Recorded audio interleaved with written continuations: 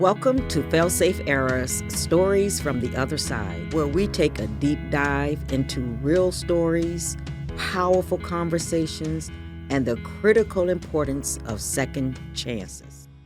Here's a reality check. Over 90% of people currently incarcerated are coming home. The question is, what are you doing about it? Join us as we challenge perceptions, as we spark dialogue, as we inspire action. Because at FAILSAFE-ERA, everyone deserves a second chance and the opportunity to rewrite their story. And it starts with us. Good afternoon and welcome to our podcast, Stories from the Other Side. I am Juanita Shanks, CEO and founder of FAILSAFE-ERA, and we have an opportunity before us today. In our podcast, we take time out to share stories from individuals who have a maybe unique situation. Again, when we're talking about stories from the other side, we know there's a unique situation. But the bottom line is that we are here to inform, we are here to inspire, and we are here to provoke thought.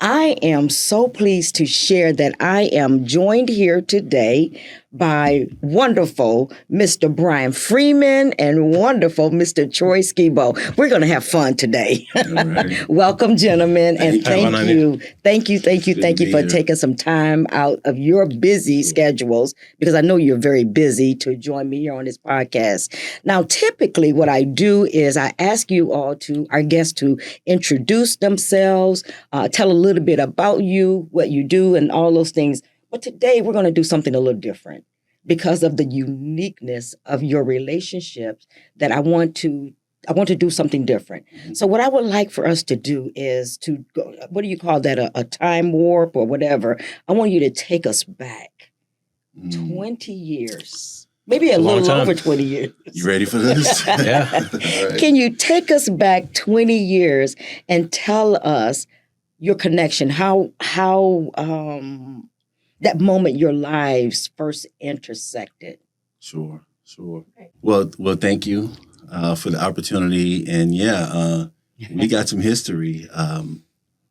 It goes all the way back probably to the early 2000s.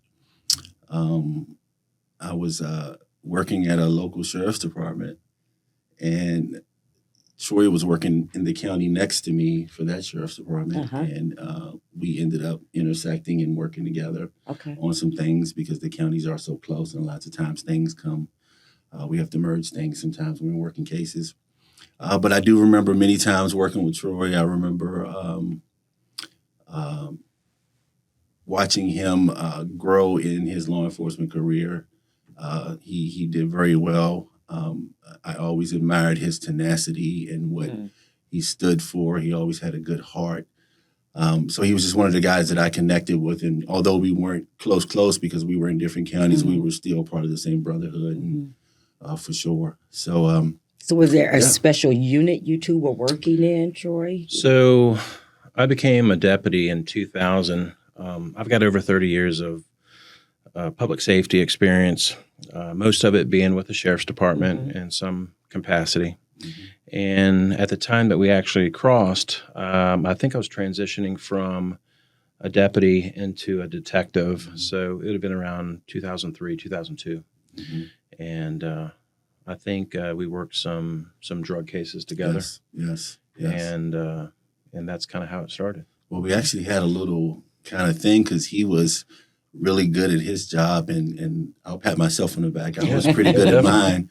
And I remember toting this claim for a while that I had this largest seizure, in the area. And then a few years later, I see this guy in the paper, and he gets one. It was phenomenal. Wow. The work he had done.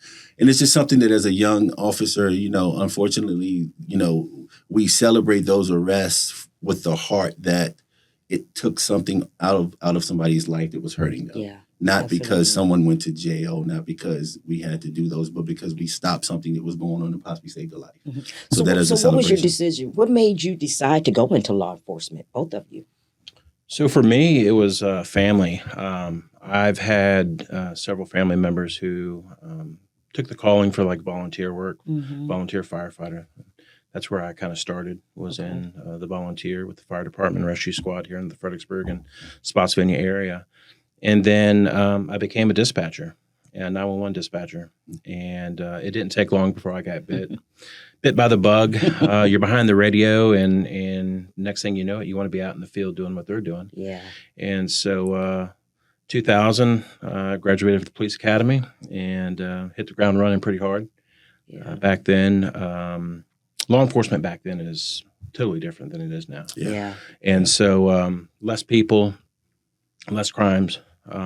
The growth. So less crime now or less crime then? Then Yeah, the growth now is extreme, and so it was just it was different, and so and that's kind of how I got into it and became a detective. I was a detective for the longest time. Okay.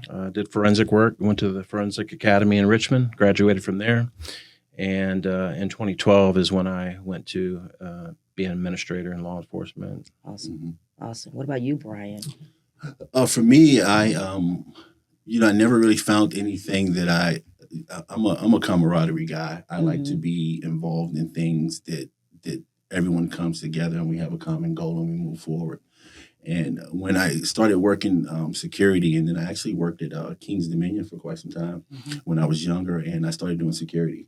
Okay. And I just love the opportunity to talk with people, because 9 out of 10 times, if you treat them with respect, then you can get what you need to get done. And so, there was no guns, there was no nothing then. The ability I had to talk with people was what got me through a lot of situations. So I felt like, well, man, I can do law enforcement because I know how to talk to people. And I like keeping order. I like to know that I'm a part of keeping my mother, my father, my kids safe when they're out here on the roads driving around.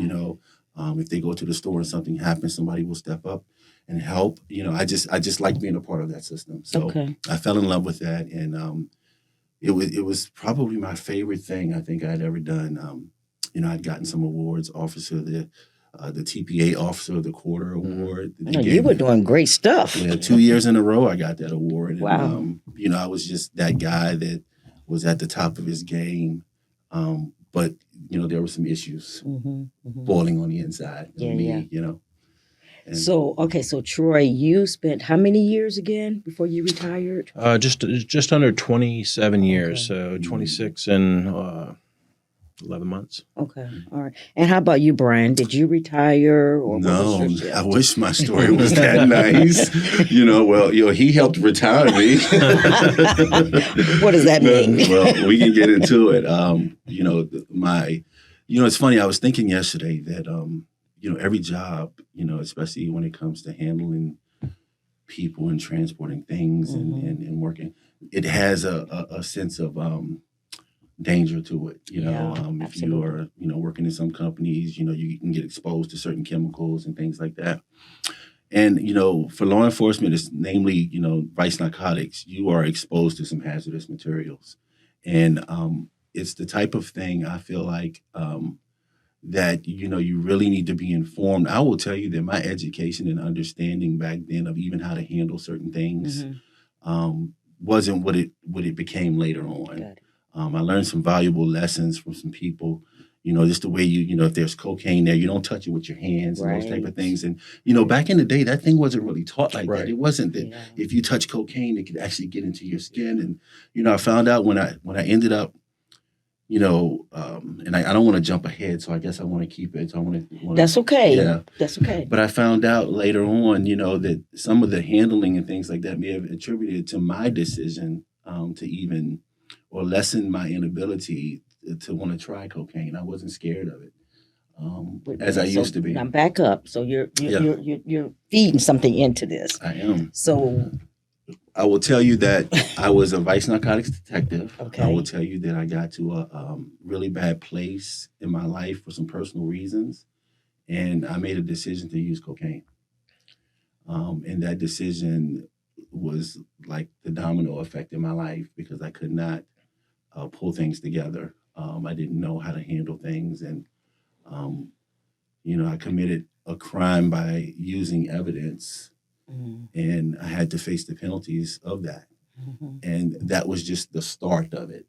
You Wow. know, the testimony has a testimony because once I was taken out of law enforcement, and rightfully so, I was then thrown into an immediate identity crisis.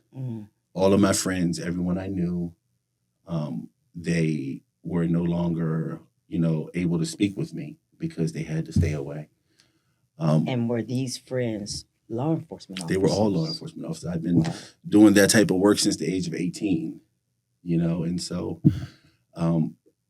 when it happened, I had a couple things to hang on to, and that was in my ability to do vice narcotics as well as I did, I had to develop character traits and have an understanding of how to act in the community, how to be involved in something that may not necessarily be a part of my moral compass, but it's a part of my job.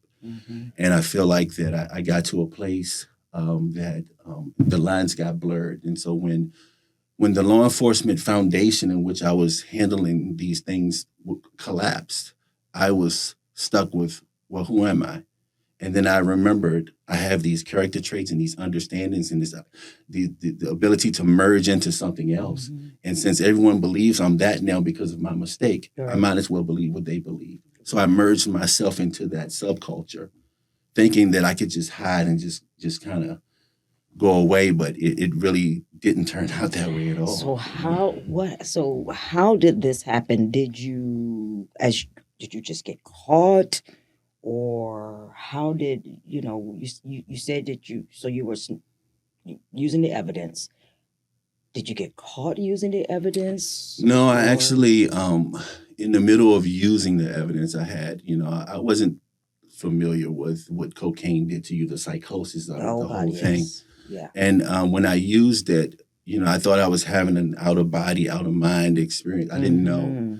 I thought I was going to die. I wanted to die. And so that was my reasoning for doing it. I didn't want to put a gun to my head. So instead of doing that, I played the game. I put the bullet in the gun. I spent it. I closed it. I clicked. I spent it. I closed it. I clicked. And there's one particular time something said, if you do this, your mother's not going to be able to see you one last time in the casket. So I said, well, then how am I going to do this? And I remembered that I'd had this case and I had 5 ounces of cocaine that was involved with this case. And it was in my lockbox in my car. And I said, I'll just take cocaine and overdose. I'll just overdose. And I started trying and trying and trying. And it just led to this insanity that is just unexplainable. Yeah. Unexplainable. The paranoia. Yeah, imagine knowing everything that we do, the cameras, the stuff, everything we have, and thinking, and then using cocaine. It was crazy. Yeah. So I remember calling my boss and telling him, I messed up. And then I remember them asking me, why didn't you come to us? And the only thing I could respond with was, well, how do you go to someone and tell them that you need help when the help they're going to give you is going to mean that you can't do the thing that you've always dreamed about doing your whole life? Yeah. How do you do that? And I didn't know how to do that. Because once you hit that point in your life, and it's a rock bottom point. It's like you can't think. So you're just reacting at that point. So how did that work? Did they have to arrest you, yes, or you ma'am. just went in? And Yes, ma'am.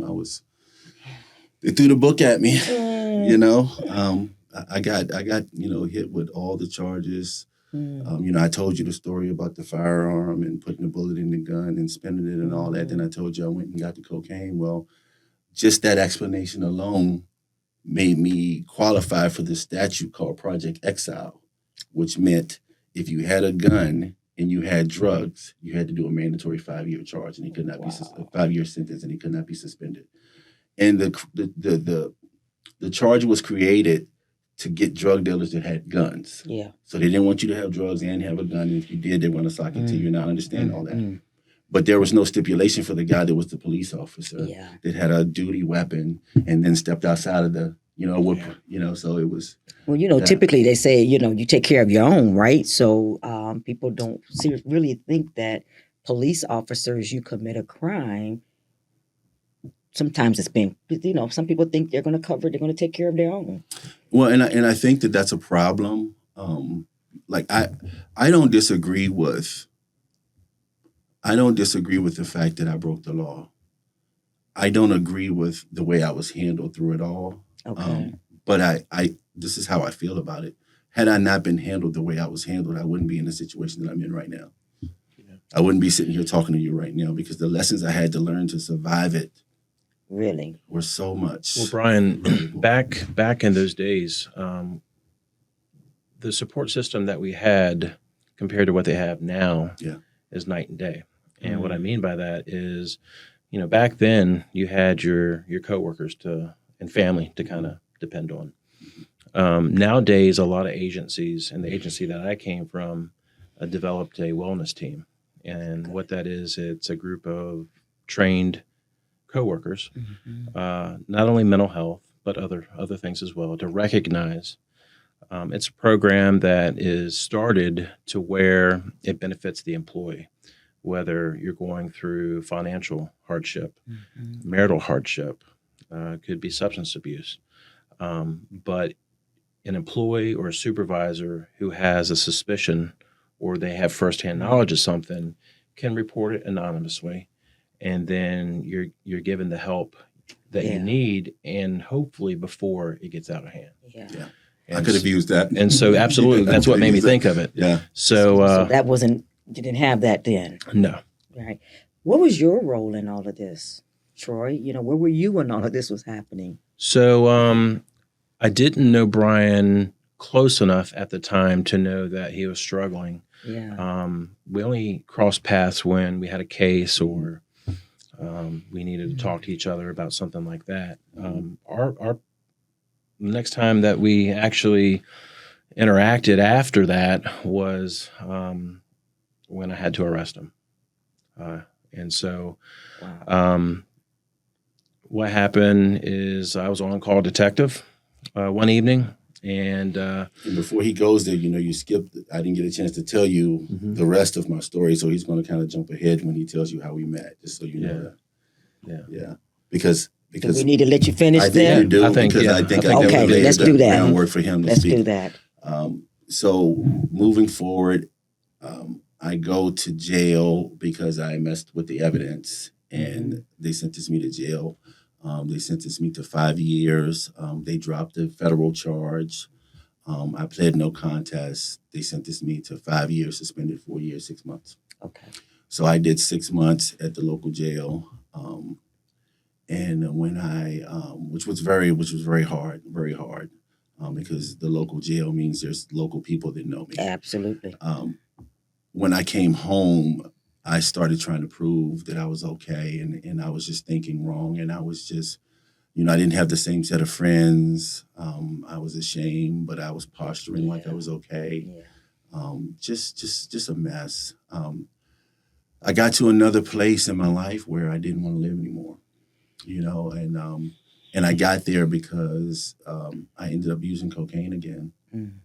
And we're at 2006 now, so there's been some years away from the whole law enforcement thing. And in these years, I've tried to rebuild myself, and I build it and lose it and build it and lose it and build it and lose it in this time, because I was my own support system. I thought I was so unique that I couldn't plug into anything, and nothing was really available. Yeah, that was my next for a guy question. like me, Yeah. At least I thought. That night, I'm having a bad night, and I'm just like, I'm done with this. I've been trying ever since to rebuild myself. I'm not gonna do this, except this time. This suicide attempt, I'm not gonna back out. I'm not gonna back out.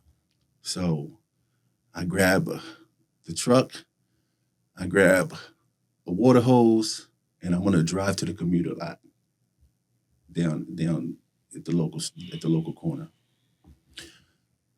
But before I can go to the commuter lot, I wanted to stop at the store and get me a pack of cigarettes, right? I figured I couldn't kill myself without a cigarette. Even on TV, but they blindfold you to put the cigarette right in your mouth. So I figured I at least needed a cigarette, So I walk in that store. I had no plan. I pulled right up to the front of it. I had no plan. I had no mask. If I wanted to get away with a robbery, I could have done a better job of trying to get away with a robbery. But what I did was I walked in the store and the girl saw me and she asked me, was I okay? And I said, no. And she said, she knew who I was. She'd seen me in there before. And she said, I said, could you just give me all the money in the register? Because at that point, I did not want to back out of this attempt. Wait a minute. Can you stop for a minute? Did you say, could you?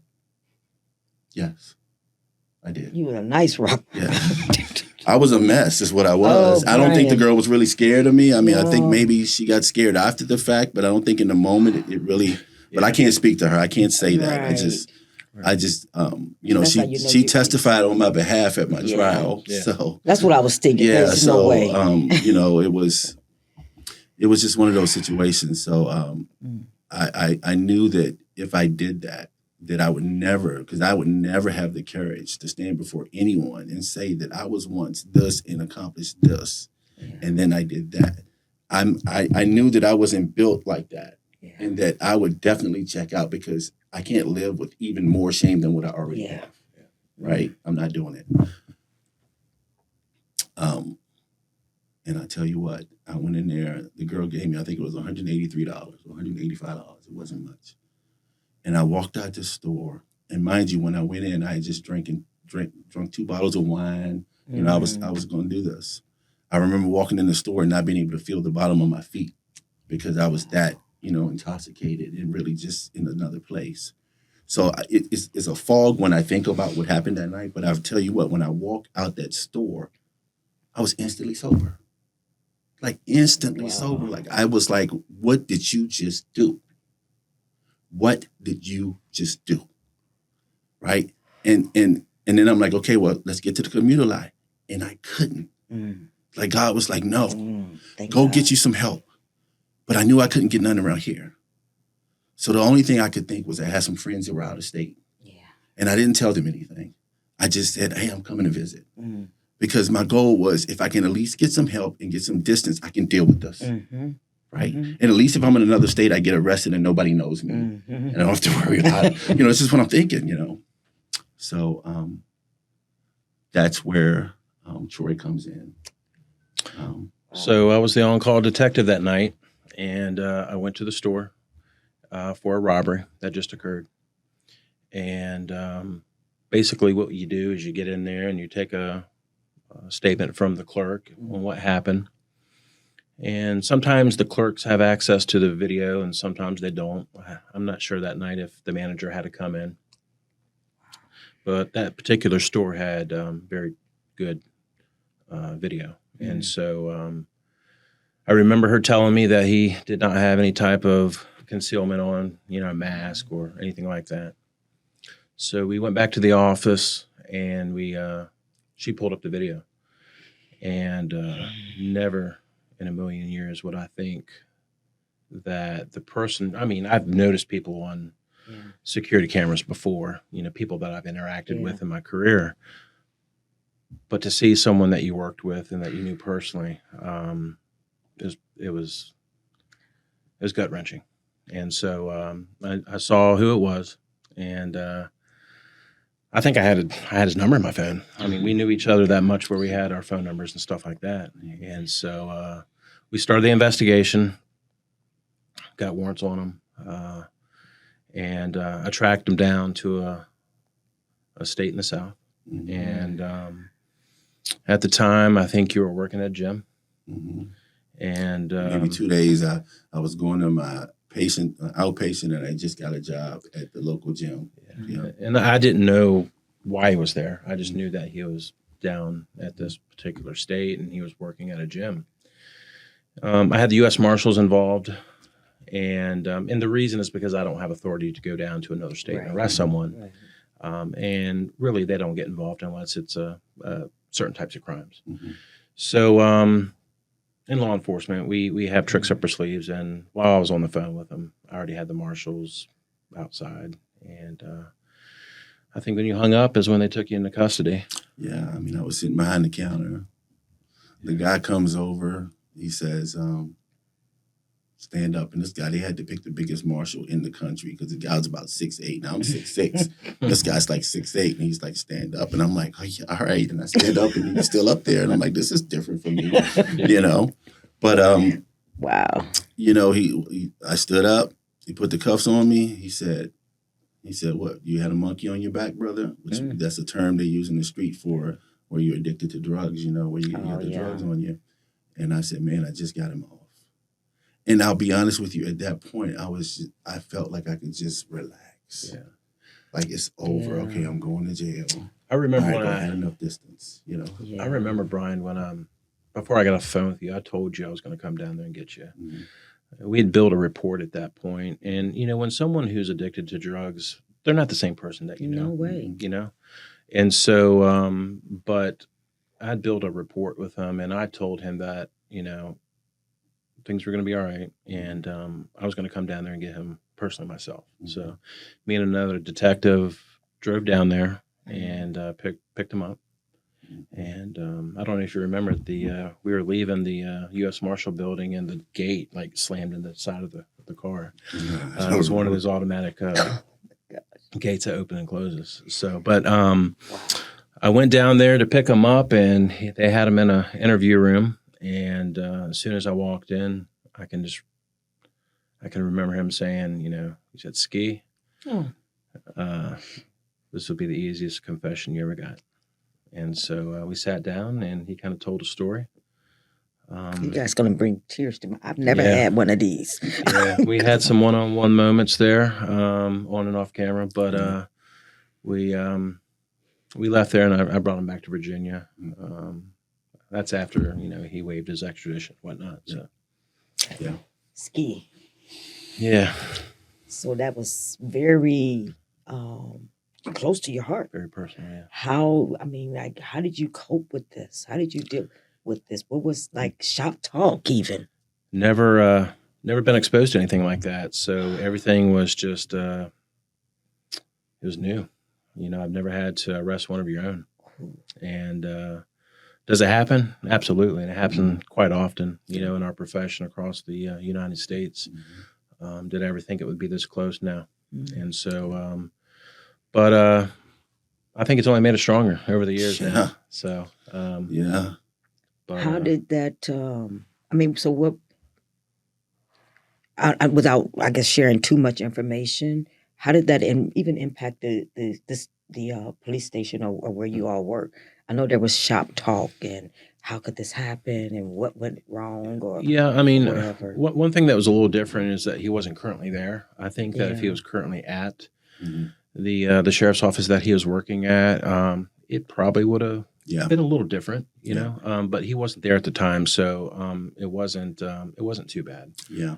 I didn't commit the robbery as a police officer. I know that gets confusing sometimes, and I don't even argue the fact anymore, because it's been so long, and I just know what I'm doing with my life now, so that's what's important. Yeah. But the crime I committed in law enforcement was using drugs and using evidence, and I had been out from that, and so when he dealt with me on the robbery, it was some years afterwards. But there was an interaction that Brian and I had while he was pending the charge for robbery. Yeah, about this. This is a good story. And I don't know what you want to call it, faith, divine, whatever you want to call it.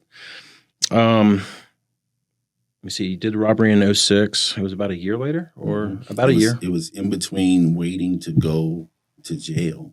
Yeah. I had been found guilty, and then there was a sentencing date. And so in between my guilty plea and my sentencing date, what he's talking about took place. So I was a detective at the time again still, and a call had come out in reference to an auto accident where a car had rolled over. It was pinned up against a telephone pole, and the guy was in the car. And the report was that some medical workers, EMS, had arrived on scene, and the guy pointed a gun at him. And so it's a real stressful call. Intense. Very intense call. Lights and sirens to the scene. I pull up, and I see we talked about this the other day. I thought it was black, but it was more maroon. I knew it was a dark-colored Suburban or SUV, large one.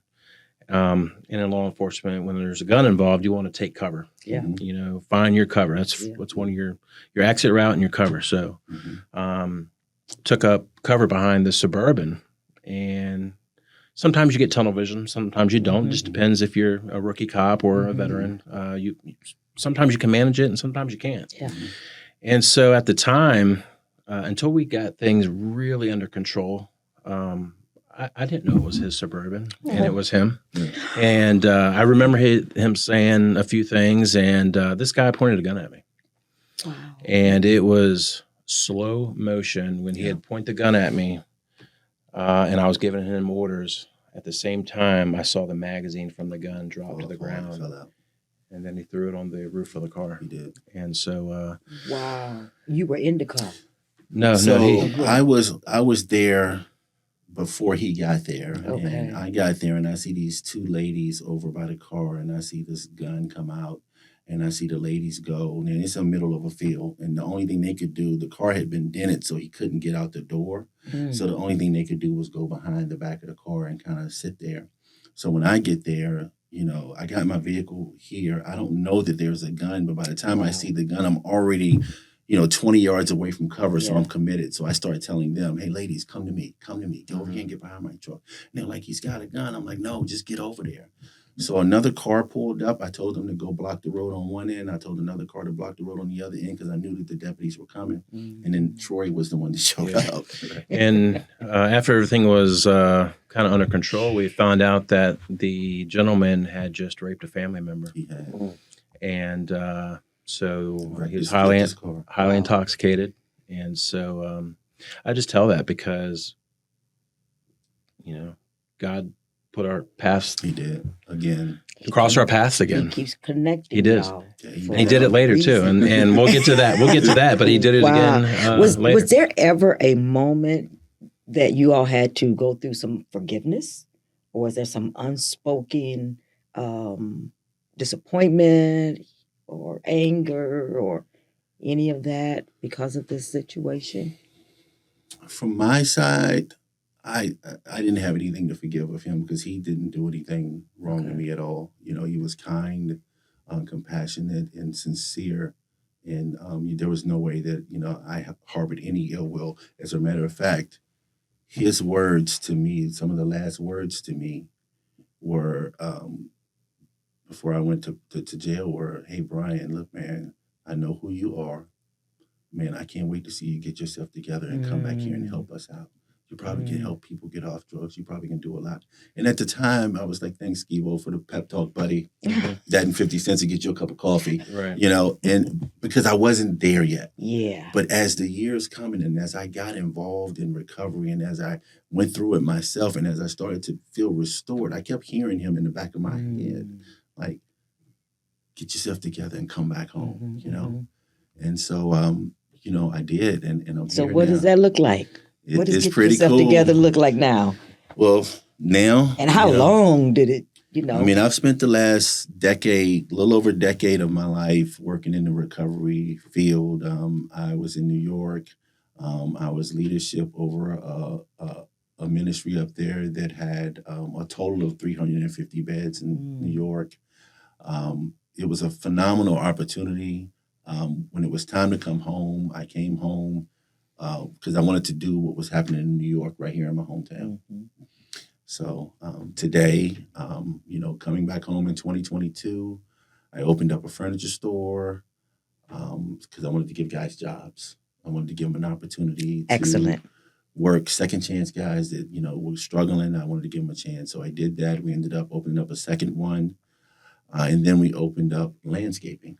Wow. And so all of those things together, I had guys working. And the one thing that I felt I could not offer, I was offering moderation because I was giving you a chance to come to work and stay clean and sober during those hours. But when it was time to go home, I knew what was going to happen. Yeah.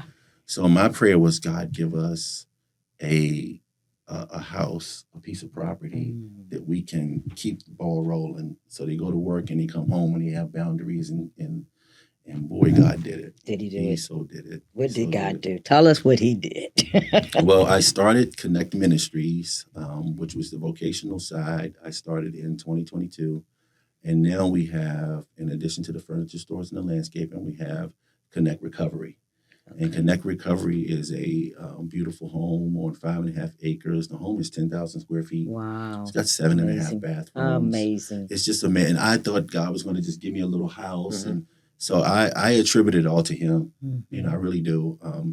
I have great people around me. You're one of those people. Just Juanita, you really have been so phenomenal. I thank you so much it goes for both ways. for what you've done and just being true to your word and just, just knowing that, your heart is second chance and I'm second chance. We're in this together. We really are. And I appreciate that. And what is so beautiful about this, and you. Yeah. And you.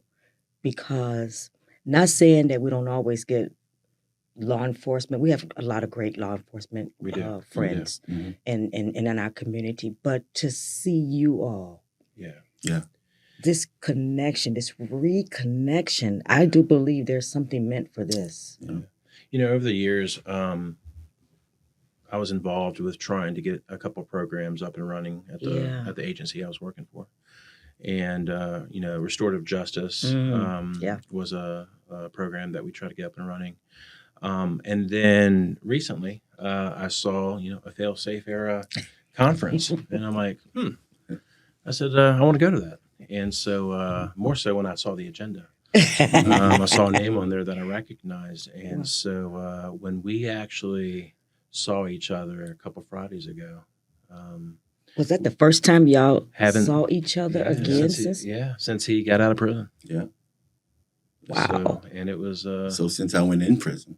Yeah. So 2006. Yeah. Wow. And we both have had a lot change personally, over that time.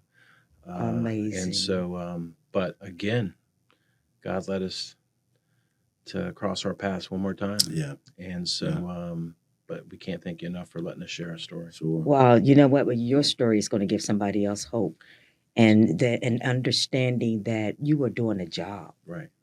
You were doing a job. You had a hard time. We all face something in life. And sometimes, and I when I tell people what I've gone through, my purpose, my pain determined my purpose. That's right. Your pain determined your purpose. Now you're helping millions of people because if you help one, that one is going to help another and another and another. Right. So you're going to help so many more people on the other side.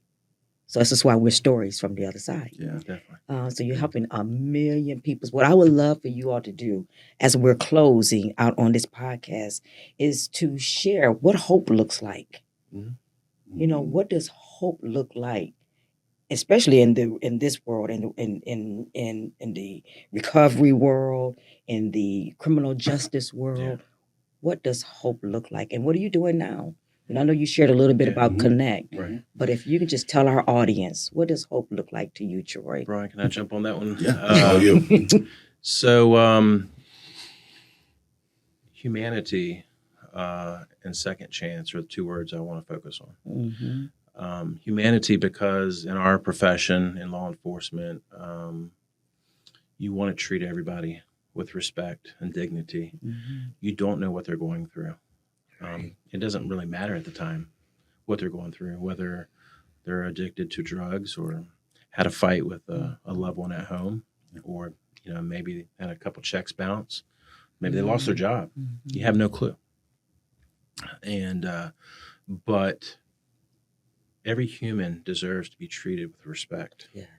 And you never know what kind of interaction that you're going to have with that person and if it'll make a difference. And I'm so blessed and glad that I was able to do that to you. Yeah. And so my hope would be for someone else to, in our profession, just get in a habit of treating people like you want to be treated. And, the mental health in today's age. And when I say mental health, I shouldn't focus just strictly on mental. It could be substance abuse. It could be... It's all connected. All connected, You might be addicted to gambling. Right. But be there for one another. Know what your resources are. Whether you're in a professional career or you're a private citizen, there's so many people out there that want to help you. Yeah. And so, what I'm doing right now is I am the president of a nonprofit here in the Fredericksburg region. It's called Safe Harbor Child Advocacy Center, and it's a very good program that we help kids who have been exposed to some type of trauma to where they don't have to relive it over and over again. Oh So my goodness, that's awesome. whether it's physical, sexual abuse, we're able to get them the help. Back, years ago, when we first started out, if you had to go and speak with a child, they would have to tell the responding officer, the detective that came out, and then, maybe a forensic nurse, and then the prosecutor. And then it's just you're exposing them. And sometimes, the very first story that you got from that child to the last one, it's going to be off because they had to tell it over and over again. So at Safe Harbor, we're able to have one person interview the child. And then if a prosecutor, detective, social worker,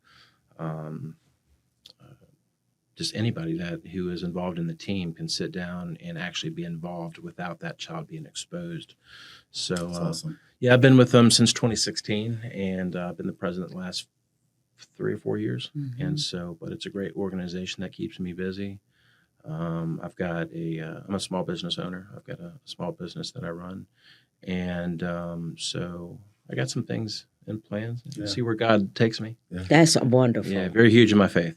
Yeah, good. I mean, we can't get through it. There's no other way. Yeah, and honestly, Juanita, I never knew your story or what was behind FAILSAFE. I heard about it one time through a coworker, mutual coworker and a friend of yours. But that conference that you had was powerful. Amazing. Yeah. Powerful. Well, you know what? We have to fix this mess that we have in general. What you're doing feeds right into it, into preventing generations of incarceration. And again, pain that determines your purpose. And I have two grandchildren, right? FAILSAFE, when it was when I launched it, I walked. I actually tease Brian about this, but I walked through the criminal justice system with my son. Right. He was a drug addicted dealer, and I actually said Brian could have been one of the arresting officers of my son. I don't know that. I think we traced back that he was not one, but I lost my son. But that's okay because God still gave me peace about it, and I know that what we are doing it's ordained by God. And God knows what he's doing, period. Amen. So, and that's how I look at that. But what you're doing feeds right into it. And we're going to keep doing this work. Maybe next year you'll be one of our speakers. We'd love to. All right. All right. Awesome. So, if you tell her, you already signed up. And it's on camera, right? Writing it down over there. Yeah. Awesome. Thank you. Thank you so much for sharing. I appreciate everything that you're doing. And also for just your caring heart for the law enforcement side of the world. I mean, I again know many law enforcement officers that genuinely care. They do. Brian, you're one of them also. I think once a law enforcement, always law enforcement, My right? heart never left. Yeah. Never left. My compassion changed. Yeah. I think about things differently now than what I used to. I see, like he said, the humanity in it. Yeah. So that's your hope. What is hope for you? Hope is things like he's talking about. My hope is that there is a avenue to help teach and really strengthens a person's self-advocacy ability. We need to help people know how to advocate for themselves. Like Troy said earlier, understanding the systems, the resources that are out there, that's self-advocacy. And a lot of times people get involved in these situations and they feel like they can't win in a system. It's not necessarily because the system is wrong. It's because they don't understand how to plug into it. Absolutely. And so you can, without that education. So hope for me is helping people know how to stand up for themselves. There's this undercurrent going on now with law enforcement and people understanding their rights and we don't have to give you consent to search type stuff and all that. Well, the same thing. So what does social services offer you? What does the school system offer you? What type of government programs can you get into to educate yourself and support your family or to refer those that are in need to? The fail-safes of the world, the programs that work. I want to say something real quick. You kind of glanced over your purpose, but I wanted to say that your purpose and what drives you, the loss of your son, the reason that we are here today and that all of us have come together is because it's such a powerful purpose. It brought back a 30-year relationship. My God. That's how powerful it is. There is power in that. And so I'm just grateful that you're using that power to do that. And ever since I've met you, I've seen that, and I've been so grateful to just have a front row seat to that. Well, here's the thing.